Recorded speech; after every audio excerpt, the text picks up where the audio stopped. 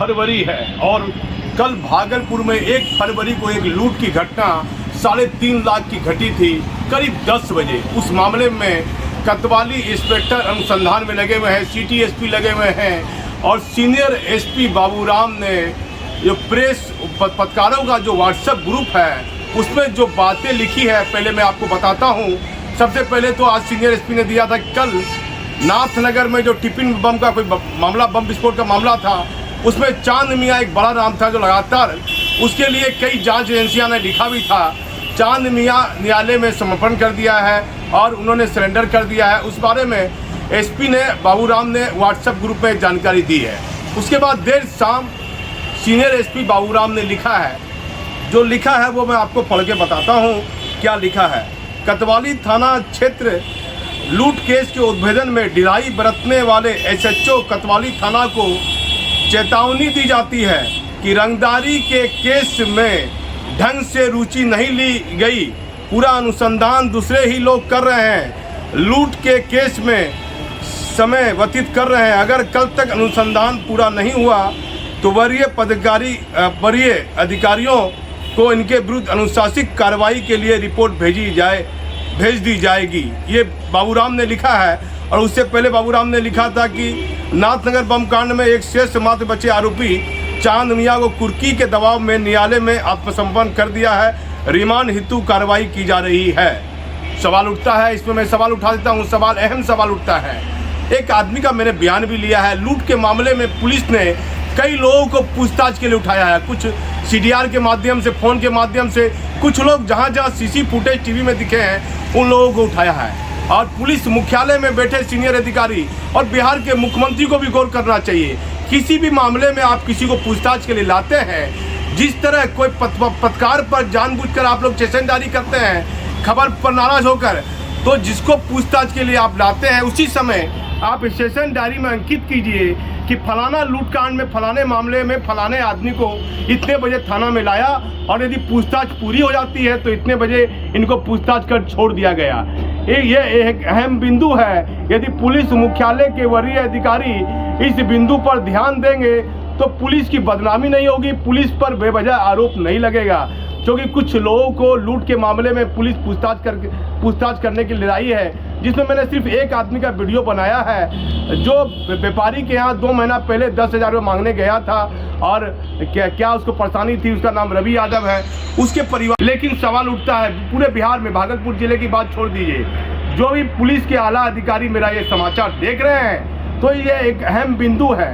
आप किसी भी हत्या, लूट या किसी अन्य भी मामले में किसी भी व्यक्ति को पुलिस पूछताछ के लिए लाती है तो थाना में स्टेशन डायरी में सही समय और तारीख और नाम अंकित होना चाहिए। हाँ, यदि पूछताछ चलाने वाले व्यक्ति को या किसी अभियुक्त को भी चोट आई है तो पहले उसका मेडिकल करा लिया जाए कि इसको पहले से चोट है, और जब न्यायालय में प्रस्तुत किया जाए तो दिखा दिया जाए कि इसे पहले से चोट थी, क्योंकि पुलिस पर किसी तरह का आरोप ना लगे। क्योंकि बताया जाता है कि एक रंगदारी के मामले में, ये बात पुलिस विभाग में सुर्खियां हैं, कोतवाली थाना के एक रंगदारी के बड़े मामले में पुलिस ने 2 लोगों को काफ़ी दिन तक पूछताछ के नाम पर हिरासत में रखा। ये बात काफ़ी सुर्खियों में चल रही है, पत्रकारों में और पुलिस के आला अधिकारी। बाद में उन दोनों व्यक्तियों को पुलिस ने छोड़ दिया है, लेकिन पुलिस कानून के अनुसार चलना है, क्योंकि आप पुलिस में हैं, सारी चीज़ कानून में है, सारी चीज़ आप लिखा पढ़ी में लाइए।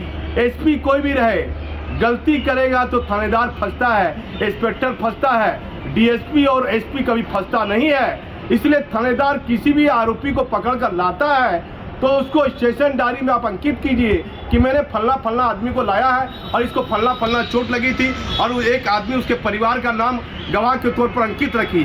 प्रायः ऐसा देखा जाता है कि लोगों को बिना लिखा पढ़ी के नाम पर काफ़ी 2-3 दिन तक पूछताछ के नाम पर थाना में रखा जाता है। अब परिवार के लोग जो है पुलिस पर गंभीर आरोप लगाते हैं, जिससे सरकार की छवि कहीं ना कहीं खराब होती है। और एक मामला और है, चूँकि आज विदेशी शराब पकड़ाई है, विधि व्यवस्था के डीएसपी है गौरव कुमार, कुछ सिपाहियों ने बताया कोतवाली थाना में लूट के मामले मालूम करने गया था कि सर्विलांस के माध्यम से वो शराब के मामले में कई लोगों का फ़ोन सुन रहे थे। तो कोतवाली थाना में कोई मछली बाज़ार है, वहाँ काफ़ी मात्रा में विदेशी शराब बरामद हुई है। लेकिन बिहार के मुख्यमंत्री को गौर करना होगा, जिस तरह माननीय मुख्यमंत्री जी आप शराब के मामले को लेकर गंभीर हैं, तो लूट डकैती में पुलिस की क्या भूमिका है, अब खास करके पुलिस के वरीय अधिकारियों की क्या भूमिका है। पहले देखा जाता था कि जिस इलाके में थानेदार गड़बड़ी पाया जाता था, पुलिस मुख्यालय से अधिकारी देखते थे कि फलाना थानेदार के खिलाफ आवेदन आया है, तो पुलिस में जिले में एसएसपी की क्या भूमिका है, सिटी एसपी की क्या भूमिका है, डीआईजी की क्या भूमिका है, इस पर ध्यान देना होगा। और जो वीडियो आएगा, और एक व्यक्ति से मैंने पूछताछ की है कि भाई आपके आदमी को लूट मामले में क्यों लाया गया है, उस व्यक्ति का भी वीडियो आप देखिएगा। मैं भागलपुर से दीपक नौरंगी। क्या नाम हुआ आपका? दिनेश प्रसाद यादव। जोर से कहिएगा, आवाज गाड़ी घोड़ा का है। दिनेश प्रसाद यादव। दिनेश जी, क्या मामला है? कोतवाली थाना आप आए हैं? एगो हमारे गांव का भतीजा है, वह गरीब आदमी है, कमाता और खाता है। सेठ के यहाँ बाकी था 10,000 रुपया, वह मांगने 2 महीना पहले गया था। तो बोला कि नहीं देंगे, तो बोला कि तब हम वसूल लेंगे। हाँ। यही बात है। उसके बाद ये लोग फोन किया कल कि बोला काम करोगे, तो ठीक है काम करेंगे। तो हम लोग यहाँ से पदाधिकारी गया कि भाई अभी काम खेत में पटवन कर रहा था, तो बोला कि ठीक है कल हम उसको अति करवा देते हैं। नाथनगर थाना आकर के उनको रवि यादव को सुपुर्द किया। उसके पूछताछ के लिए कोतवाली थाना लाया गया है। रवि यादव आपका क्या लगता है? हमारा भतीजा है। भतीजा लगता है। कब ला के दिए थाना में? आज ला के दिए 11 साढ़े 11। कब काम करता था सेठ जी के यहाँ? 2 बरस पहले काम करता था। अब पैसा कब मांगने गया था? 2 महीना पहले। कौन चीज का पैसा मांगने गया था? काम करने का में काम करने, मजदूरी किया तो पैसा नहीं। कितना पैसा बाकी था? 10,000 रुपया। 10,000। आपका पूरा नाम क्या हुआ? दिनेश प्रसाद यादव। अब क्या लगते हैं रवि यादव के? रवि यादव का चाचा लगते हैं। कहाँ घर हुआ रवि यादव का? रामचंद्रपुर नपटोलिया। थाना कौन पड़ता है? नाथनगर। कल रात से हम लोग ट्रैक कर रहे थे, तो टीओपी बाईपास और जगदीशपुर से इसका मूवमेंट हो रहा था।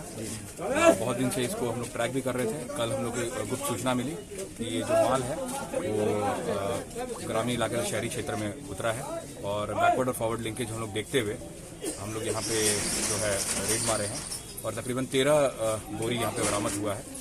एक कमरे में बरामद हुआ है यहाँ पे 13 बोरी। अभी गिनने के बाद सब कुछ डिटेल्स आप लोगों को मिल जाएगा। ये होम डिलीवरी रैकेट जो है शहर का, उसमें इसका बहुत बड़ा मतलब रोल रहा है। तो इसको मतलब और एसएसपी साहब सर को सूचना दी गई थी कल, और सर ने बोला था उनके निर्देश के अनुसार हम लोगों ने एक टीम बनाया और आज इसके ऊपर कार्रवाई की गई, और जो कि सफलता मिली। सर किसी की गिरफ्तारी भी है? देखिए, जो एक तो जो भी यहाँ पे जिनके रूम में रखा गया था, जिनके घर से बरामद हुआ है, तो उसको सीज किया जाएगा, और उसके साथ 2 लोग चिन्हित किए गए हैं। आगे हम लोग शीघ्र अतिशीघ्र उसकी गिरफ्तारी करेंगे।